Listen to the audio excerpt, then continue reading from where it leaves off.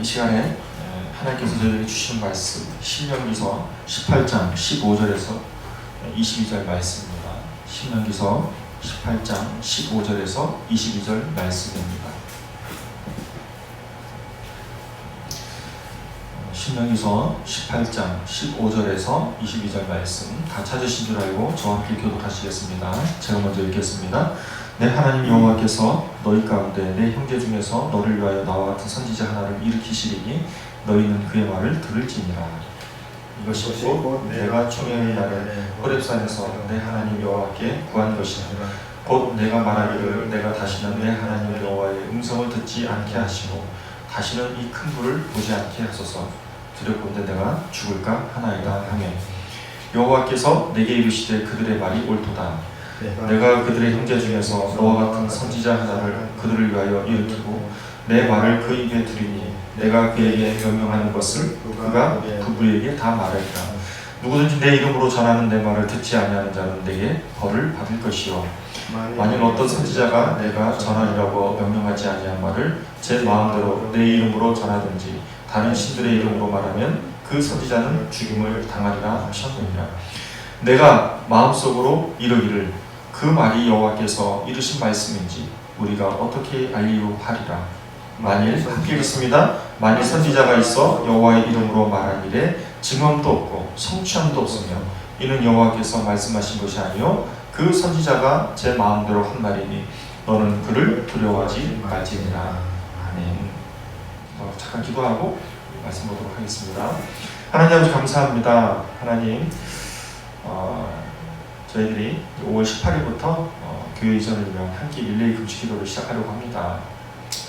하나님 교회 이전을 위해서 준비하는 것도 좋지만 무엇보다도 이 기간을 통해서 저희들이 하나님의 은혜를 한량없이 은혜 받는 그런 시간들이 될 수 있도록 인도하여 주시옵소서.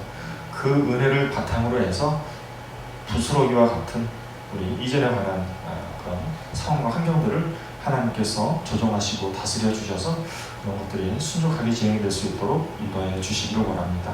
하나님 또 저희들이 이전하는 교회에 하나님 한량없는 기름 부으심이 있기를 원합니다. 하나님의 충만한 은혜가 그 가운데 임하여 주시옵소서. 그래서 우리 그 예배 처소가 정말 하나님께 귀하게 예물로 드려지는 그런 예배로 드려지는 그런 귀한 교회 처소가 될 수 있도록 축복하여 주시옵소서. 감사드리며 살아계신 예수 그리스도의 이름으로 기도드렸사옵나이다. 아멘.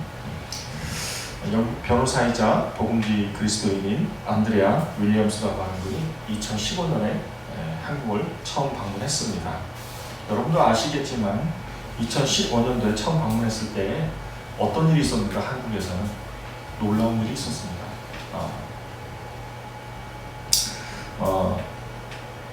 2014년도 모 방송에서 사랑여고 탐정단이라고 하는 그런 드라마가 16부작으로 기획됐는데 14부 만에 멈춘 그런 드라마가 있었죠.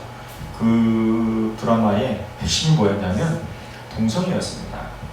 교복을 입은 여학생들이 학교에서 키스를 나누는 장면이 수십 초간 방영된 적이 있다고 합니다. 그러다 보니까 신앙이 덕실한 그런 부모님을 중심으로 해서 방송국 앞에서 서남여고 탐정단의 문제점을 따지는 1위 시위를 한때건대나 2014년도에서부터 계속해서 이어졌던 것입니다. 이 일로 인해서 드라마가 16부작에서 14부작으로 줄어들게 되고 담당 PD는 경고 처분을 받고 그러면서 사회적으로 큰 이슈가 됐던 드라마였다고 합니다. 그런데 이 안드레아 윌리엄스라고 하는 이분이 이 모습을 본 거예요. 이 모습을 보고 너무 부러워했다는 겁니다. 왜요? 이미 한국 교회를 보면 너무 부러운데 영국 교회를 보니까 어떤 모습이었냐면 잘못된 성문화를 바로잡을 타이밍을 놓쳐버렸대요. 그러면서 영국 교회는 과거 대중매체가 방송에서 동성애를 조금씩 다루기 시작할 때 영국 교회는 방관했었다고 합니다. 그러면서 이후에 어떻게 발전이 되었냐면 남자 고등학생하고 회사원하고 동성애 배우신이 안방 TV에서 방영이 될 정도로 이제 가능 문화가 일반화됐다라면서 안드레아 윌리엄스가 굉장히 한탄하는 그런 얘기를 했다고 합니다. 여러분들은 어떻게 생각할지 모르겠어요. 저는 요새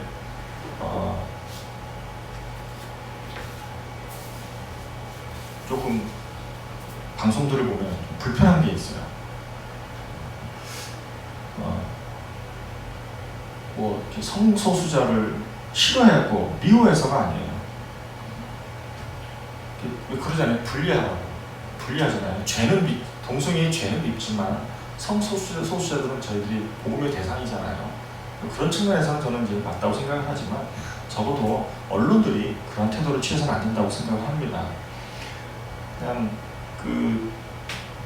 요새 한참 이슈인 이태원 뭐 클럽들에서 뭐 이렇게 성소수자들이 가서 뭐 클럽 뭐 이렇게 많은 그러니까 그런 거죠. 코로나 19가 그것으로부터 해서 계속 퍼지기 시작했다. 근데 이게 마치 기독교 매체가 실수하고 잘못한 거다. 왜 성소수자 프레임이라고 하는 그 틀을 딱 갖춰놓고서 그게 영향력이 너무 컸고 파급 효과가 너무 컸다라고 해서 이제 거의 영향력이 있는 매체들이 이제 기독교 매체에 대한 비판을 지금 하고 있는 상황인 것이죠. 근데 제가 왜 이제 그런 걸 보면서 화가 났냐면 이런 거예요. 여러분들도 알다시피 이 성소수자들은 이 사회적인 낙인이 찍힐까봐 굉장히 두려워하고 불안해한대요. 근데 저는 그 얘기를 들으면서 두렵죠. 불안하고 두렵겠죠, 당연히. 그런데 그런 것들을 이렇게 잘 코로나19 검사도 받게 하고 또 치료도 받게 해야 되고 그런 어떤 의료 시스템들이 이제 적용이 되어져야 되는데 그런 것들이 되지 않는 것에 대한 염려는 분명히 중요하다고 생각이 되어집니다. 하지만 저는 그런 것보다도 최근에 성 문제로 인해서 우리나라가 지금 디지털로 인해서 막 또 많은 문제들이 야기가 되고 있잖아요. 엠번 방송부터 해서 많은 문제들이 지금 이슈가 되고서 이렇게 사회적으로 문제가 되고 있는 상황입니다. 그런데 매체들이 좀 본질적인 문제를 보지 못하고 자꾸 너무 기독교를 비판적으로 몰아서는 거. 근데 정작 그런 그 클럽들이 어떤 클럽인지에 대해서는 얘기를 다루는 그런 매체가 없어요. 또 그 클럽들이 어떤 문제들을 일으켰는지에 대해서 조명하는 그런 것도 없어요. 예를 들어서 정준영 씨 같이 그런 문제가 탁 생기면 그런 것들을 막 집중 조명을 해가지고 다 파헤쳤잖아요. 그런 식으로 이게 좀 기사가 돼서 이런 걸 좀 해야 되는데 그런 건 안 하고 계속 기독교만 배타적으로 대하는 그런 게 불편하다는 얘기를 제가 말씀을 드리는 것입니다. 어쨌든 저는 이런 최근의 이슈들을 통해서 이 결국에 성 문제가 본질적인 게 뭔가 저는 개인적으로는 처녀 총각들의 문제잖아요. 이 결혼 안 해서 생기는 문제라고 저는 쉽게 생각을 합니다. 뭐 그럼 그러겠죠. 누구 결혼 안 하고 싶어서 이러나 결혼 안 하고 싶어서 그렇게 하는 사람이 어디 있어요. 근데 중요한 거는 결혼을 왜 안 하나. 제가 보기에는 자세히는 잘 모르지만 그래도 뭔가 용기가 없고 두려움이 많이 휩싸여 있다 보니까 그런 걸 하지 않는가 생각이 되어집니다. 이게 도대체 무슨 얘기를 하는 건가 하실 텐데요. 오늘 모세가 가나안 땅의 여러 미신적이고 주술적인 종교 행위들을 절대 본받지 말라고 18장 15절 이전으로부터 해서 계속해서 강조를 하고 있습니다. 그리고 나서 오늘 모세가 저희에게 그 대안책으로서 주는 메시지가 뭐냐면 이스라엘 백성들에게 참 하나님의 뜻을 말해줄 수 있는 선지자의 출현에 대해서 약속을 하고 있는 것이죠. 사랑하는 동역자 여러분, 뭐가 진실이고 뭐가 가짜인지를 잘 구별한다는 얘기입니다.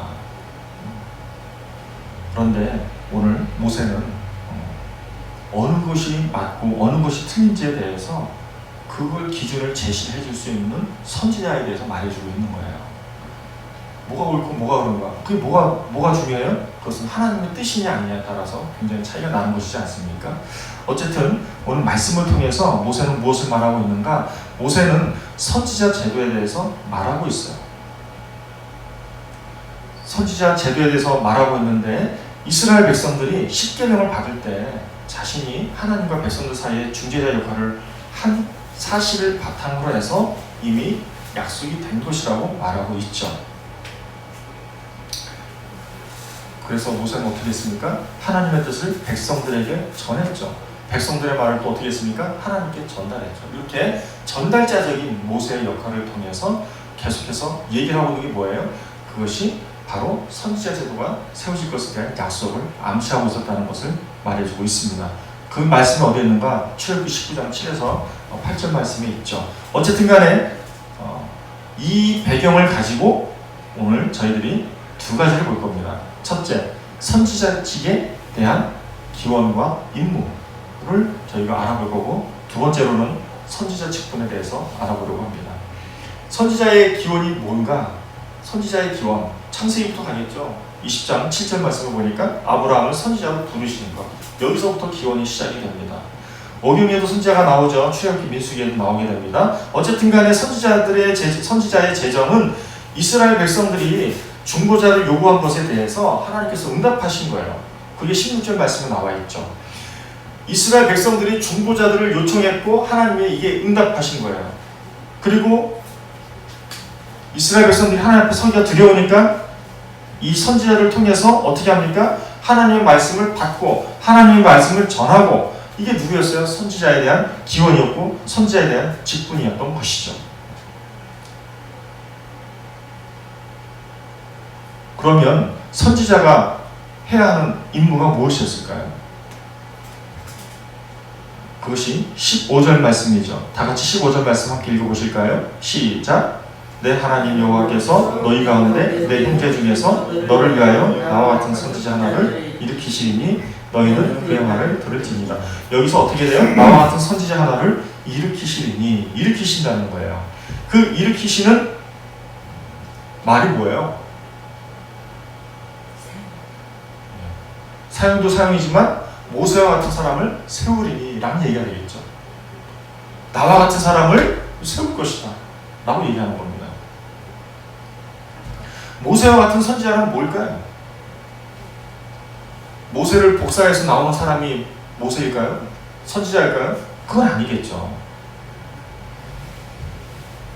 모세와 같은 사람을 선지자로, 모세와 같은 사람은 똑같은 사람을 선지자로 세운다. 예수 그리스도는 그래요. 예수 그리스도는 어차피 예표를 하는 거니까 그럴 수는 있어요. 그러면 뭘 말하는 걸까? 계속해서 모세가 행했던 그런 선지자 어떤 사역을 계속해서 이어받을 수 있는 그 사람을 말하겠죠. 수행할 수 있는 선지자, 그것을 말할 수 있는 겁니다. 문제는 아까도 제가 서로 얘기했지만 모세 자체라는 사람을 닮았다, 이건 아니죠. 둘째, 모세 말고는 하나님을 직접 만난 사람은 성경 인물에 그 어느 누구도 없습니다. 그죠? 예수님을 만난 그 제자들 빼고는 없죠. 하나님을 직접적으로, 성부 하나님을 만난 사람은 없었어요. 누구만 빼고? 모세만 빼고. 그렇다고 한다면 모세와 같다라는 말은 무엇인가? 그것은 쉽게 말하면 하나님의 대변자가 되었다는 것을 말하고 있겠죠. 하나님의 대변자. 하나님의 대변자가 뭡니까? 하나님의 뜻을 가지고 백성들한테 전했을 때 백성들이 듣든지 아니 듣든지 어쨌든 간에 하나님의 말씀을 대언하는 것이 하나님의 대변자이지 않겠습니까? 그것이 누구라고요? 선지자라고요. 정리하면은 하나님께서는 모세를 통해서 선지자를 세우셨는데 이스라엘 백성들이 하나님한테 구해서 응답받은 사람이 누구예요? 선지자였던 거예요. 선지자의 역할이 뭐였어요? 모세를 통해서 드러난 것처럼 하나님의 뜻을 백성들에게 전하고 백성들의 뜻을 하나님께 전한 전달자적인 역할을 했다라는 것이죠. 그리고 두 번째로는 이 하나님의 전달자뿐만이 아니라 선지자는 어떤 역할을 많이 했는가? 하나님의 대변, 하나님의 뜻을 백성들에게 전달하는 그 역할을 많이 했다는 것입니다. 그 말씀이 15절에서 18절 말씀의 내용이에요. 다 같이 한번 15절에서 18절 말씀을 함께 보시도록 하겠습니다. 시작. 읽어주세요. 시작. 내 하나님 여호와께서 너희 가운데 내 형제 중에서 너를 위하여 나와 같은 선지자 나를 일으키시리니 너희는 그의 말을 들을지니라. 이것이 곧 내가 총회의 날에 호렙산에서 내 하나님 여호와께 구했으니까 응답하셨겠죠. 곧 내가 말하기를 내가 다시는 내 하나님 여호와의 음성을 듣지 않게 하시고 다시는 이 큰 불을 보지 않게 하소서. 두렵건대 내가 죽을까 하나이다. 죽을 것 같으니까 하나님한테 응답을 요구했다는 것이에요. 그래서 하나님의 응답이 있습니다. 17절 여호와께서 내게 이르시되 그들의 말이 옳도다. 내가 그들의 형제 중에서 너와 같은 선지자 하나를 모세와 같은 선지자 하나를 그들을 위하여 일으키고 내 말을 그 입에 두리니 내가 그에게 명령하는 것을 그가 무리에게 다 말하리라. 이게 뭐라고요? 선지자라고요.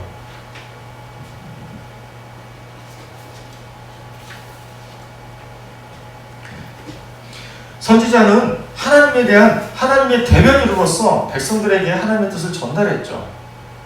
그러면 선지자의 권위는 어디서 오는가? 하나님으로부터 오는 것이죠. 선지자는 하나님의 권위를 가지고 하나님의 대변자로서 하나님의 말씀을 재해석을 해서 알려줬던 거예요. 누구에게? 백성들에게. 선지자가 전하는 메시지의 내용이 무엇일까요? 그것은 이스라엘 백성들이 처한, 선민이 처한 역사의 상황에서 여호와께 하나님에 대한 백성들의 충성과 언약 성격과 또 공동체의 이상을 제시하는 것이겠죠. 이게 뭐예요? 쉽게 말하면 신정 통치겠죠. 하나님의 통치 방식인 것이죠. 이 말씀이 무엇이다? 이 말씀이 19절에서 22절 말씀의 내용이에요. 다 같이 19절에서 22절 말씀 함께 나눠보시겠습니다. 읽어보시겠습니다. 시작.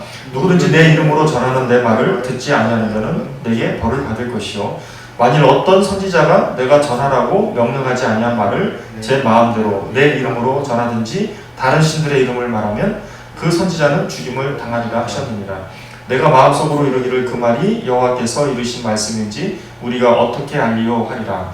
만일 선지자가 있어 여호와의 이름으로 말한 일에 증언도 없고 성취함도 없으면 이는 여호와께서 말씀하신 것이 아니요 그 선지자가 제 마음대로 한 말이니 너는 그를 두려워하지 말지니라. 아멘. 무슨 말이에요? 결국에는 하나님께서 선지자를 통해서 명령하시고 그 명령한 것들에 대해서 어떻게 해야 돼요? 하나님의 이름으로 전해야 돼요. 그걸 어떻게 하는가? 열매로 보면 알 수 있다는 것이죠. 어떻게 열매로 알 수 있습니까? 22절 말씀에 보면 그렇게 나와 있죠. 여호와의 이름으로 말한 일에 증언도 없고 성취함도 없으면 어떻게 된다고요? 여호와께서 말씀하신 것이 아니요 라고 말씀하고 있습니다. 정리하면 이런 것입니다. 하나님께서 이스라엘 백성들이 요구해서 응답으로 선지자를 세우십니다. 그 선지자가 누구입니까? 모세였습니다. 그 모세와 같은 사람이었어요. 모세와 같은 사람이 어떤 사람입니까? 전달자였어요. 하나님으로부터 전달, 그 다음에 백성들로부터 전달했던 전달자였어요. 이들의 권위가 어디서 옵니까? 하나님으로부터 왔던 거예요. 하나님의 권위로 왔으니까 하나님의 말씀을 이들에게 전했을 때에 하나님의 말씀을 그대로 전하지 않았으면 어떻게 된다고요? 죽는다고요. 이게 누구라고요? 선지자라고요. 이스라엘 백성들이 선지자인지 아닌지 구별할 수 있는 구체적인 방법이 있었다는 것입니다.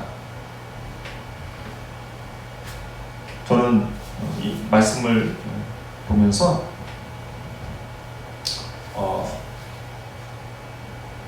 처음에는 좀 오늘 말씀이 좀 딱딱하지 않을까라는 생각이 좀 들었어요. 그런데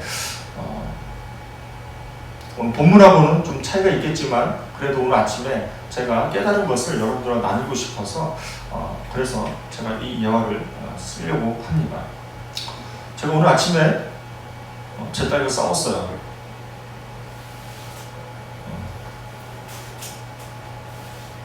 싸워서 깨달은 것들을 나누려고 하는 거예요. 은혜를 나누려고 하는 거예요. 요즘에 그 학생들이 인터넷 등교를 합니다. 인터넷 수업을 하죠. 근데 이게 인터넷 수업을 하게 되면은 그냥 자연스럽게 매끄럽게 가면 되는데 가끔가다 렉이 걸려요. 렉이 걸리면 뚝뚝 끊어지게 되고 했던 거 다시 그냥 원점으로 되고, 그러면 그 한 두세 번 하다 보면 열받아요. 누가 그랬을까요? 제 딸이 그랬어요.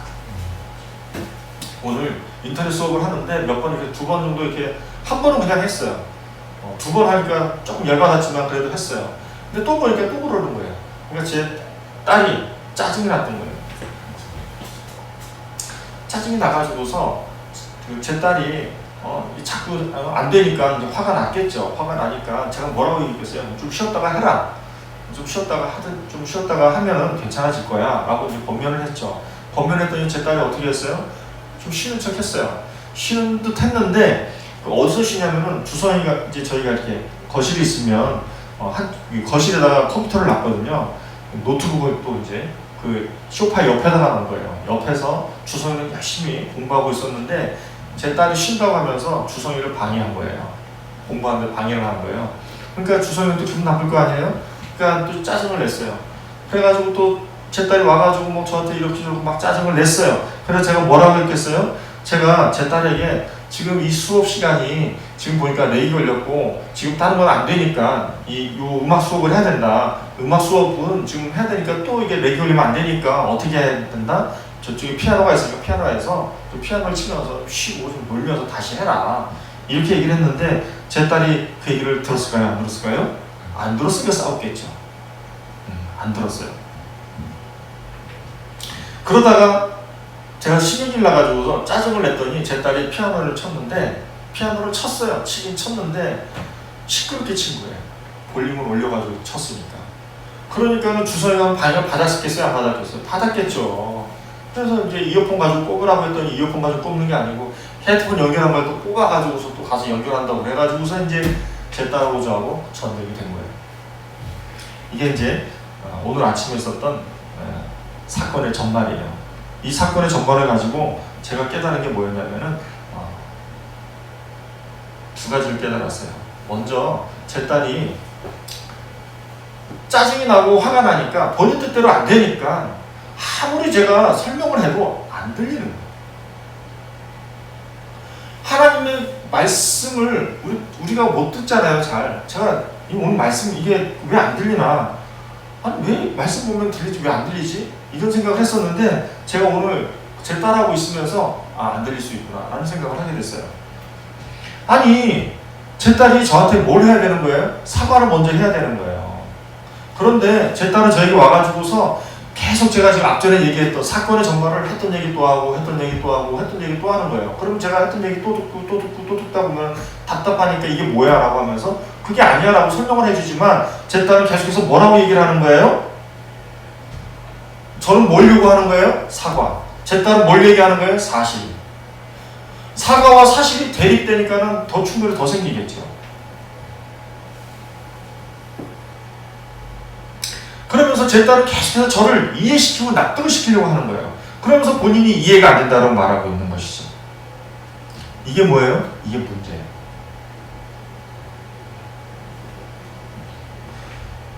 둘째로는 제 딸이 그렇다고 제 딸의 성격이 나쁘냐 그런 건 아니에요. 착한데 오늘 말씀을 예화를 가지고서 하려고 하다 보니까 여러분들이 좀 이해를 해주셨으면 좋겠고요. 어쨌든 제 딸이 짜증이 났을 때 아무것도 못 듣는다는 거예요. 아무리 설명해도 못 듣는다는 거예요.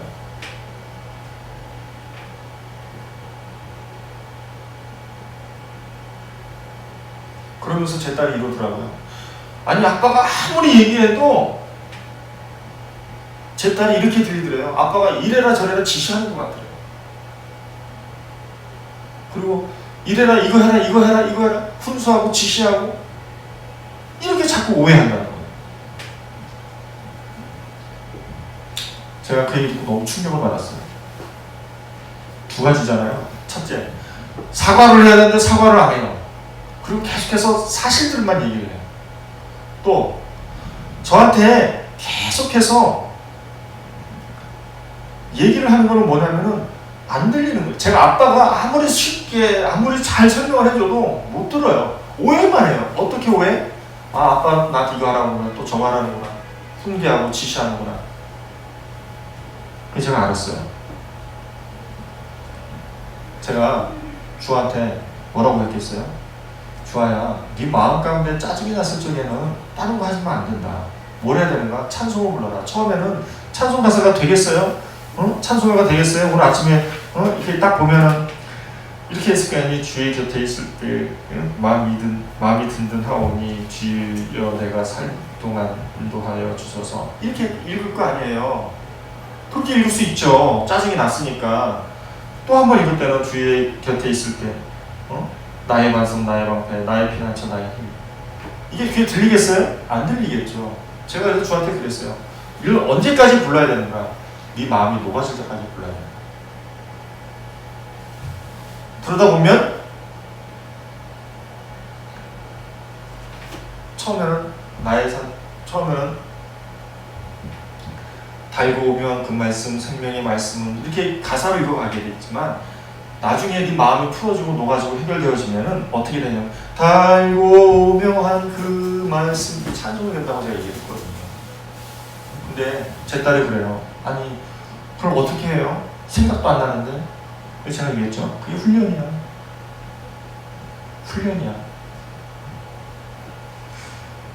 이 말씀, 이 사실, 이런 그 사건들을 통해서 저는 여러분들에게 이런 걸 나누고 싶은 거예요. 우리가 하나님한테 나아갈 때 우리 사과하러 가야 되거든요. 사과가 뭐예요? 우리의 죄사함을 구하러 가야 되는 거잖아요. 근데 우리가 죄사함을 위해서 이렇게 나와서 하나님한테 기도하나요? 머리로 말고, 머리로 하는 사과 말고. 제 딸도 머리로 사과를 해요. 근데 우리의 마음에 속마음이 있잖아요. 속마음을 가지고 하나님한테 가지고 나가야 되는 거겠죠. 근데 우리의 속마음을 가지고 우리가 하나님한테 사과하고 죄사함을 위해서 나아가야 하는데 우리는 계속해서 뭘 하냐면은 하나님 왜 내 기도 안 들어줘요?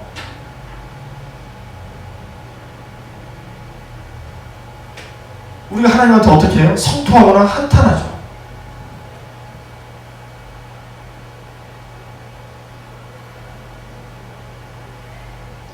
우리의 죄를 사죄하는 사과를 먼저 해야 된다는 것을 저는 제 딸하고 있으면서 하나님의 마음이 어떤 건지를 깨닫게 된 거예요.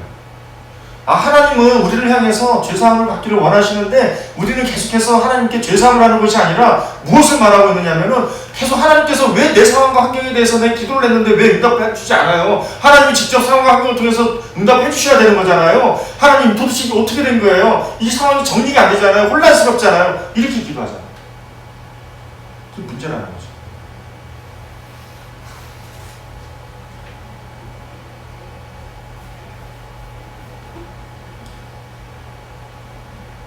우리의 선지자가 예수님이시라면서요.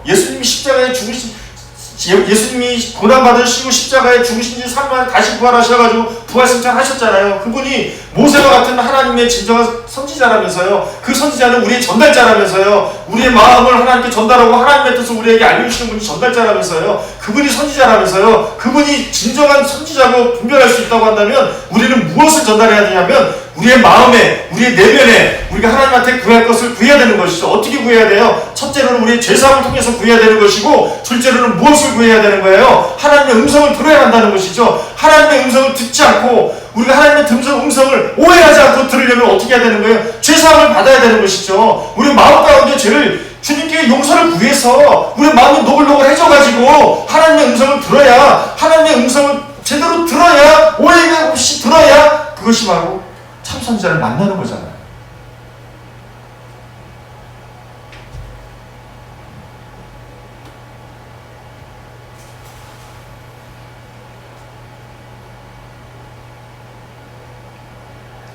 우리는 우리의 가짜 선지자에 대해서 속고 있다는 걸 저는 말하고 있는 거예요.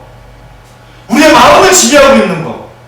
우리의 기도 문제가 해결되지 않아서 그 기도 문제가 우리의 마음을 붙잡고 있었을 때 그 선지자는 가짜라니까요. 왜 가짜예요? 전달해주지 않잖아요. 누구에게? 하나님께.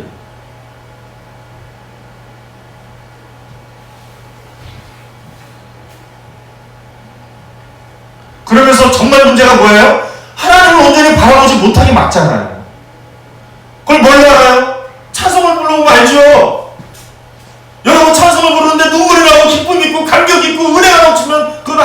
만나는 거겠지만 여러분들 지금 찬송 펴가지고서 찬양을 불렀을 때 찬양이 들리지 않고 가사가 되고 책 읽는 것 같이 되고 아무 감흥도 없고 아무 은혜도 없고 이거는 가짜가 있는 거죠. 우리 마음 가운데.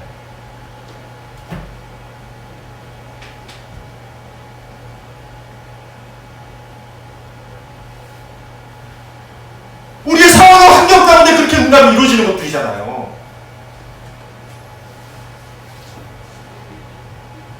저와 여러분들이 구원을 받았잖아요. 구원을 받았으면 22절 말씀처럼 예수님의 이름으로 우리가 선지자가 있어가지고서 그분이 우리에게 구원을 주셨다면 여호와 이름으로 말한 일에 증언도 없고 성취함도 없고 증언도 있고 성취함도 있잖아요. 하나님께서 말씀하신 거잖아요. 그렇다고 한다면 우리가 찬양을 부르고 말씀을 볼 때 은혜가 없고 기쁨도 없고 감사가 없고 그건 가짜잖아요. 그 증언으로 말씀을 말할 수 있는 거잖아요. 성취함으로 얘기할 수 있는 거잖아요. 아, 하나님 내가 속고 있습니다. 누구에게요? 가짜에게. 우리의 신령은 가짜의 영에 휘말려 있는 거죠.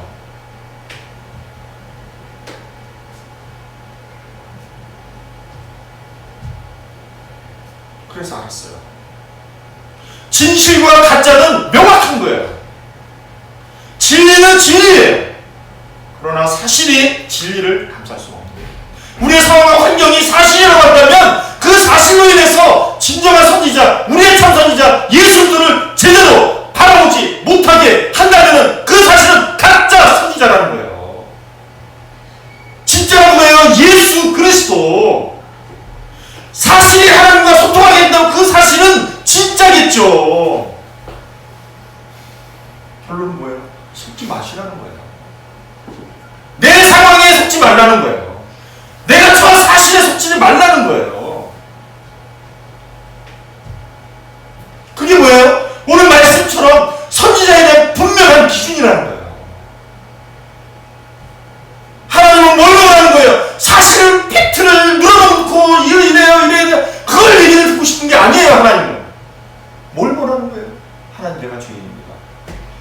예수 그리스도가 우리의 전달자니까 예수 그리스도를 통해서 하나님 내가 죄인이지만 하나님께서 예수님께서 나를 죄사함 허락하여 주셨고 나를 구원 받으셨고 나 하나님 만나고 싶어요. 내 마음의 갈급함을 먼저 해결해 놓고 난 다음에 하나님께서 우리의 필요한 것들을 해결해 주시지 않겠냐는 거죠. 그게 진짜 선지자의 지문으로 성취 아니겠어요?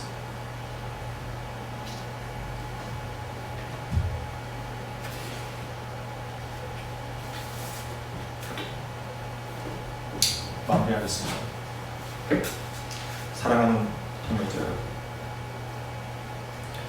진짜 선지자와 가짜 선지자를 구별할 수 있다니까요. 너무너무 쉬운 거예요. 여러분 난 거짓말하지 않고 여러분 지금 당장 찬송가 책을 펴서 어떤 거라도 좋아요. 펴서 그 찬송가를 불렀을 때 여러분의 심령 가운데 기쁨이 넘치고 은혜가 넘치고 감사가 넘치고 은혜가 충만해지는 시간이 된다고 하면 여러분들은 참 선지자를 만나고 있는 거예요. 그러나 그것이 찬양의 가사가 되는 것이 아니라 곡조 있는 기도가 되는 것이 아니라 책 있는 것이 된다면, 감흥이 없다면, 은혜가 없다면, 냉랭하다면, 걱정과 근심과 염려로 가득 차 있다면 그러면 여러분들 진짜 선지자를 만나지 못하고 있는 거예요. 기도합니다. 하나님 아버지 감사합니다. 오늘 말씀 보니까 하나님 진짜 선지자를 만나고 있다고 생각이 됐는데 속았던 것 같아요. 하나님 속으니까 어떤 결과가 생깁니까? 하나님 1분 1초를 헛되게 쓰는 그런 시간밖에 되지 않습니다. 이런 저희들을 불쌍히 여기시고 긍휼히 여기시고 저희들을 용서하여 주시기 원합니다. 이 시간 주님께 기도하기를 원하는 것은 하나님 아버지 저희들 심령 가운데 은혜를 주시옵소서. 하나님 우리의 참 선지자이신 예수 그리스도를 통해서 하나님의 뜻을 저희들의 심령 가운데 새겨지게 하여 주시옵시고 저희들의 심령 가운데 저희들이 간구하는 것들을 예수 그리스도를 통해서 하나님께 전달되어지는 이 시간이 되게 하여 주시옵소서. 더불어 그래서 저희들이 참 선지자가 우리의 심령을 지배하는 저희들이 되어서 저희들이 단 한 시간이라도 단 1분 1초라도 헛되이 보내지 않는 은혜의 시간이 저희들 삶을 통해서 드러나게 하여 주시옵소서. 이것이 저희들에게 있어서 그거고 성취인 것입니다. 이 성취, 이 증거 하나님께 영광을 올려드리는 저희들 되게 하여 주시옵소서. 감사드리고 살아계신 예수 그리스도의 이름으로 기도드렸사옵나이다.